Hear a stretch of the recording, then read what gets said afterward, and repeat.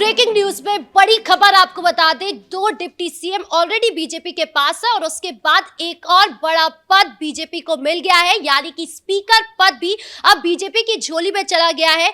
बिहार विधानसभा अध्यक्ष प्रेम कुमार बन गए हैं, जिसके बाद अब विपक्ष को बड़ा झटका लगा है। तो क्या ये पूरा मामला बताएंगे आपको। मेरे साथ मौजूद है मेरे सहयोगी नवेंदु जी। सर, दो डिप्टी सीएम के बाद अब एक और पद मिल गया है, बीजेपी के पास है। क्या तैयारी थी ये पहले से और अभी वो कितना स्ट्रांग नजर आ रहा है?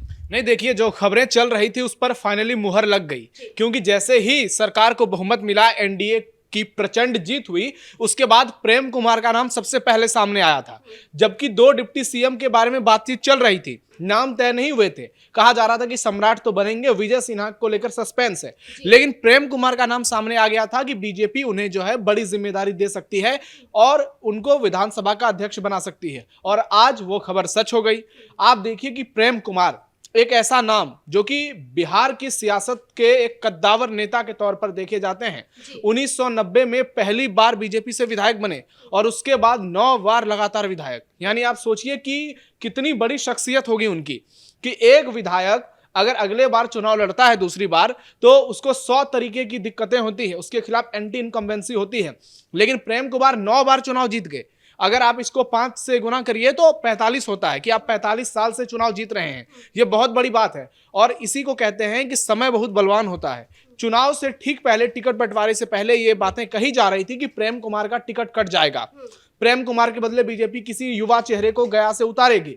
लेकिन आप देखिए कि अंतिम मोमेंट पर प्रेम कुमार का नाम फाइनल हुआ। उसके बाद प्रेम कुमार को बहुत बड़ी जिम्मेदारी दी गई है।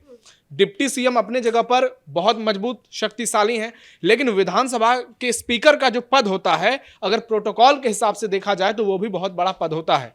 और आगे चलकर जब भी बिहार में कभी, अभी तो वैसी स्थिति है नहीं कि सरकार पर कोई खतरा आएगी या सरकार दिक्कत में आएगी, लेकिन जब भी सरकार दिक्कत में आती है, पूरा फोकस किस पर होता है? स्पीकर पर, क्योंकि दल बदल का नियम वहां पर चलता है, विधायक अदला बदली करते हैं, सरकार खतरे में आती है। विपक्ष सारी भूमिकाओं को देख के ये लगता है कि अब जो है फैसला कौन करेगा।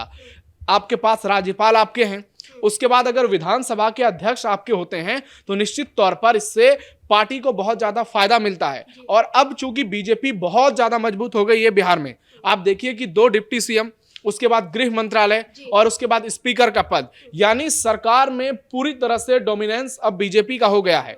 आप इसे अब बीजेपी सरकार कह सकते हैं। नीतीश कुमार बहुत अच्छे तरीके से सरकार चला रहे हैं, लेकिन उसके बाद आप देखिए कि सम्राट चौधरी को जब से गृह मंत्रालय मिली है, किस तरीके का एक्शन बिहार में नजर आ रहा है। सब कुछ बदला हुआ दिख रहा है। लोग योगी मॉडल से तुलना कर रहे हैं। उसके बाद अध्यक्ष के तौर पर प्रेम कुमार को बिठाया जाता है, जो कि लंबे समय से बीजेपी से जुड़े हुए हैं। पार्टी आलाकमान का इसका मतलब उनको पूरा भरोसा है, और इतने लंबे अगर वो पार्टी से जुड़े हुए हैं तो निश्चित तौर पर उनकी जो विचारधारा है वो पूरी तरह से पार्टी के लिए समर्पित है। और ऐसे लोगों को जब आप बड़ी जिम्मेदारी देते हैं, निश्चित तौर पर उसका जो परिणाम होता है वो बेहतर होता है। ये तस्वीरें देखिए आप, कितनी शानदार तस्वीरें हैं कि नेता प्रतिपक्ष तेजस्वी यादव भी हैं, नेता सदन नीतीश कुमार भी हैं, और जो प्रोटोकॉल है उसके तहत प्रेम कुमार को कुर्सी तक पहुंचाया गया। उसके बाद सभी ने खड़े होकर उनका अभिवादन किया। और यह तस्वीर बताती है कि डेमोक्रेसी, लोकतंत्र की खूबसूरती क्या है, कितना खुशनुमा सदन का माहौल है। और प्रेम कुमार के लिए भी निश्चित तौर पर यह बहुत बड़ी उपलब्धि है कि आप जब अपने सियासत के अंतिम दौर में हैं, वहां आपको इतनी शानदार एक तरह से कहें तो फेयरवेल दी जाती है। हालांकि प्रेम कुमार का करियर भी खत्म नहीं हो रहा है, लेकिन माना यह जा रहा है कि यह उनका अंतिम चुनाव था।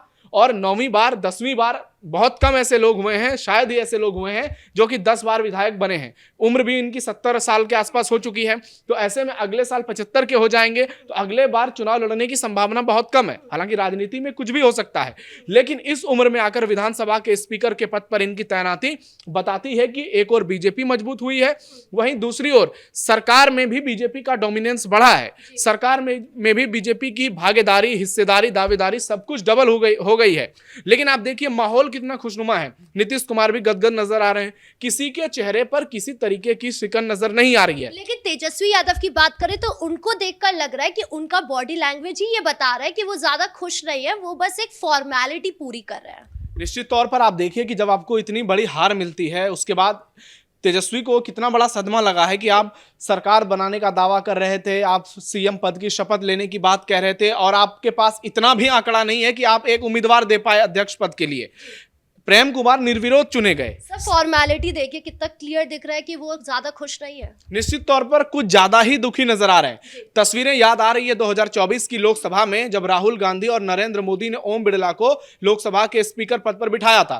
तब कांग्रेस जो है वो 52 से 99 पर पहुंची थी और राहुल गांधी खुश नजर आ रहे थे। और सुप्रिया श्रीनेत का वो वीडियो बहुत वायरल हुआ था जिसमें लग रहा था कांग्रेस ने तो फतेह हासिल कर ली। लेकिन आप तेजस्वी का बॉडी लैंग्वेज देखिए, तेजस्वी हताश, निराश, परेशान, बेचैन एकदम नजर आ रहे हैं। लग रहा है कि बहुत बड़ी दिक्कत में है। और सिर्फ सियासी दिक्कत की बात नहीं है, आप देखिए कि पारिवारिक समस्या कितनी है, चाहे भाई को लेकर हो, बहन को लेकर हो, पूरा परिवार इस समय सदमे में है। लालू यादव राबड़ी देवी को घर से निकलने का ऑर्डर दिया गया है, तो सारी चिंताएं तेजस्वी यादव के चेहरे पर नजर आ रही हैं और इसी वजह से उनकी बॉडी लैंग्वेज इतनी कमजोर दिख रही है। और यही स्थिति दूसरे खेमे के विधायक की, आप देखिए किस तरह से हताश, निराश, ये ओसामा बैठे हुए हैं पीछे, उनके बगल में जो तमाम विधायक बैठे हुए हैं, और दूसरी ओर आप देखिए सत्ता पक्ष, सम्राट चौधरी, विजय सिन्हा, विजय चौधरी, श्रेयसी सिंह, सारे नेता जो है बेहद ही खुश नजर आ रहे हैं। और यह बता रहा है कि दोनों पक्ष में क्या अंतर है। मंत्री विजय कुमार चौधरी से जब पूछा गया कि अब तो बीजेपी बहुत ताकतवर हो गई, ना आपके पास गृह मंत्रालय रहा, ना आपके पास स्पीकर पद रहा, इस पर आप क्या कहेंगे, तो विजय चौधरी ने बहुत शानदार जवाब दिया। उन्होंने कहा कि स्पीकर पद तो हमारा था ही नहीं, इससे पहले भी स्पीकर पद बीजेपी के पास था।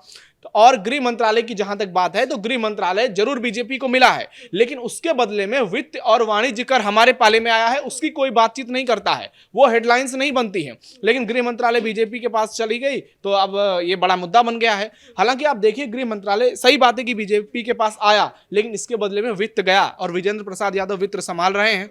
तो ऐसे में अब बिहार की पॉलिटिक्स जो है, अब वो आप देखिएगा कि जैसे जैसे ये विधानसभा सत्र आगे चलेगा, लोगों का पूरा फोकस होगा कि सरकार यहां पर कौन सा बिल लाती है, किन मुद्दों को उठाती है, विपक्ष की ओर से क्या उठाए जाते हैं। एसआईआर को लेकर हंगामा देखने को मिल सकता है, क्योंकि अब सरकार ने जो जो वादे किए हैं चुनाव के बीच में, उन सबको पूरा करने के लिए ये विधानसभा ही है और यहीं से तमाम ऐलान होंगे, तमाम बिल बनाए जाएंगे और एक रोड मैप तैयार किया जाएगा कि 25 से 30 बिहार को कैसे विकसित करना है। जो जो वादे घोषणा पत्र में किए गए हैं, जो जो दावे चुनावी रैलियों में किए गए हैं, उसको कैसे पूरा किया जाएगा। जो आपने महिलाओं को बड़े बड़े वादे किए हैं कि 2-2 लाख रुपए दिए जाएंगे, 1 करोड़ नौकरी दी जाएगी, रोजगार दिए जाएंगे, कानून व्यवस्था को बेहतर किया जाएगा, शिक्षा व्यवस्था को बेहतर किया जाएगा, स्वास्थ्य सेवाएं को और बेहतर किया जाएगा, उन सब चीजों के लिए नियम कानून इसी से सदन से बनेंगे। और सदन का चलना कितना महत्वपूर्ण होता है ये हर किसी को मालूम है। ये शीतकालीन सत्र है, इसके बाद फिर अगले बार बजट सत्र आएगा, तो उससे पहले सरकार चाहेगी कि एक मजबूत गवर्नमेंट के तौर पर खुद को पेश किया जाए और इसीलिए प्रेम कुमार को स्पीकर पद की जिम्मेदारी दी गई है ताकि सरकार चलाने में किसी तरह की दिक्कत ना हो। सर विपक्ष की बात करें तो विपक्ष के पास प्रेम कुमार के सामने कोई भी उम्मीदवार नहीं था। क्या इतनी बुरी हालत हो चुकी है विपक्ष की? नहीं, उम्मीदवार की बात नहीं है, आपके पास संख्या ही नहीं थी। अगर आपके पास संख्या रहेगी तभी आपको 11 खिलाड़ी की जरूरत होती है क्रिकेट के मैदान पर। अगर आप 8-9 खिलाड़ियों के साथ जाएंगे तो आप क्रिकेट कैसे खेलेंगे? तो वही बात है, विपक्ष के पास सिर्फ 35 विधायक हैं और ऐसे में आप विपक्ष को भी लगा कि अपनी बेइज्जती करवाने से बेहतर है कि खुद जो पार्टी है उनको आप वॉक ओवर दे दो सर्वसम्मति। और ये बेहतर रहा कि इससे अगर बीजेपी की यहाँ पे जीत हुई है, अगर यहाँ पे विपक्ष की किरकिरी होती तो निश्चित तौर पर एक मुद्दा बन जाता। तो ये बहुत बेहतर हुआ कि आपने डायरेक्ट सर्वसम्मति से इनको समर्थन दिया और उसके बाद एक बड़ी जीत बीजेपी को हासिल हुई है। अब देखना यह होगा कि नीतीश कुमार को लेकर जो आरोप लगाते हैं विपक्षी पार्टियों के नेता, वो कह रहे हैं कि सरकार बीजेपी चला रही है, तो अब उनकी बातों में भी सच्चाई नजर आ रही है कि सरकार बीजेपी चला रही है, लेकिन नीतीश कुमार पर किसी का दबाव नहीं चला है। यह भी सही बात है। नीतीश अगर कुछ बीजेपी के साथ डील कर रहे हैं, नीतीश अगर कुछ कुर्बानी दे रहे हैं तो अपनी मर्जी से दे रहे हैं और नीतीश दुखी होकर नहीं दे रहे हैं, क्योंकि उनके साथ भी बहुत सारी स्थिति है। वो भी इस बात को समझ रहे हैं कि बीजेपी जो है वो बड़ी पार्टी है, 89 सीटें जीती है बीजेपी ने।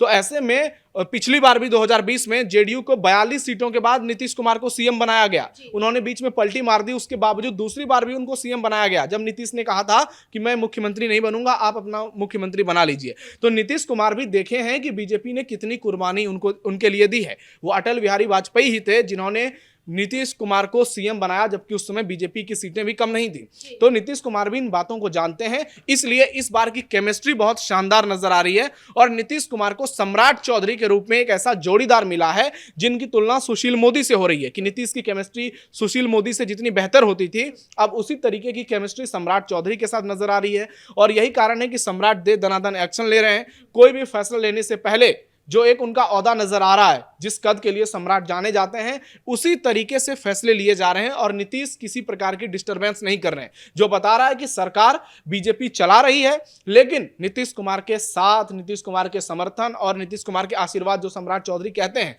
उससे चला रही है। अब आप देखिए कि विधानसभा का ये जो सत्र है आगे जितने दिनों तक चलेगा उसमें कौन कौन से मुद्दे उठाए जाते हैं और फिर सत्ता पक्ष और विपक्ष के बीच में क्या बहस होती है। लेकिन प्रेम कुमार के आने से आरजेडी बहुत ज्यादा डरी हुई होगी, क्योंकि अब जो विधायक अदला बदली करेंगे उनके लिए भी थोड़ा आसान हो जाएगा, क्योंकि स्पीकर जो है बीजेपी का है। अगर कोई विधायक चाहे तो वो अदला बदली कर सकता है। हालांकि इसके लिए 2/3 बहुमत के विधायकों की जरूरत होती है जब आपको पार्टी तोड़नी हो। हालांकि उसकी अभी नौबत नहीं आई है आरजेडी में, लेकिन आरजेडी खतरे में है। कई विधायक पार्टी छोड़ सकते हैं और अब चूंकि सदन में भी एनडीए इतनी मजबूत है तो वहां पर तेजस्वी यादव के लिए कोई स्कोप नजर नहीं आता है, जो उनके चेहरे पर साफ दिखाई दे रहा है। और प्रेम कुमार का अध्यक्ष बनना बीजेपी के लिए बहुत बड़ी जीत है, जो कि आगे आने वाले समय में बीजेपी को और मजबूत करेगी बिहार में। जी, इस मुद्दे पर ज्यादा जानकारियों के लिए आपका बहुत बहुत धन्यवाद। तो कुल मिलाकर बिहार विधानसभा का अध्यक्ष प्रेम कुमार को चुन लिया गया है। अब वो आगे के बड़े बड़े फैसले ले सकते हैं और उनको सदन भी चलाना होगा, यानी एक बड़ी जिम्मेदारी बीजेपी के पास पहुंच गई है। अब ऐसे में बीजेपी आगे क्या कुछ करती है, उनका दबदबा जो है वो कितना कायम रहता है, देखना भी बाकी है। ब्रेकिंग न्यूज में इतना ही। कैमरा पर्सन कुणाल के साथ मैं राधिका राज।